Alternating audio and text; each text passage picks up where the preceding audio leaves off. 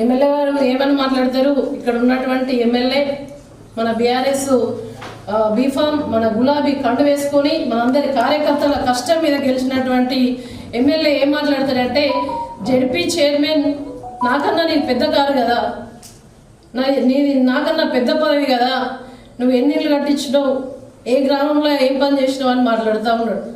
నిజంగా కూడా సిగ్గుచేటు ఎమ్మెల్యే మాట్లాడే మాటలు.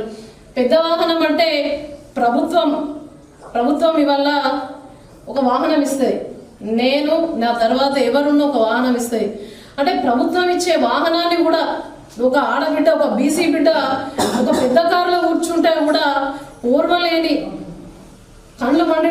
అసలు ఈ సంజయ్ కుమార్కు నేను జిల్లా పరిషత్ ఉన్నన్ని రోజులు కూడా ఆయన కళ్ళు మండుతుండే, ఎప్పుడు కూడా ఓర్చుకోకపోతుండే. నేను జిల్లా పరిషత్ చైర్మన్ ఉన్నప్పుడు నేను ఎన్నో ఒడిదుడుకులు ఎదుర్కొన్నా, ఈయన వల్ల ఎన్నో అవమానాలు చేసిండు. పెద్ద కారు అంటే పెద్ద కారు గవర్నమెంట్ ప్రభుత్వ వాహనం ఇస్తే పెద్ద కారులో తిరగద్దా అని చెప్పేసి ఈ యొక్క మరి ఎమ్మెల్యే గారిని నేను అడుగుతా ఉన్నా. ఒక బీసీ బిడ్డే కారులో పోతే నీకు అంత కళ్ళు మండుతాయి, అంత ఓర్వలేనితనమా?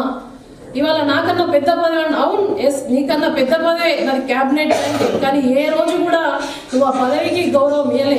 నాకు గౌరవం ఇవ్వట్లే, నా పదవికి ఒక ఆడబిడ్డగా జిల్లా పరిషత్ చైర్మన్గా నేను పదవిలో కూర్చుంటే ఏ రోజు కూడా ఆ పదవికి నువ్వు గౌరవం ఇవ్వలేవు. ఏ రోజు కూడా నన్ను ఇబ్బందులు పాలు చేసినావు. నువ్వు ఎన్ని ఇబ్బందులు పెట్టినా ఏం చేసినా కూడా నేను ఎక్కడా కూడా ఒక మాట మాట్లాడలేదు. ఇవాళ ఇండ్లెన్ని కట్టించినావు అని అడుగుతున్నావు.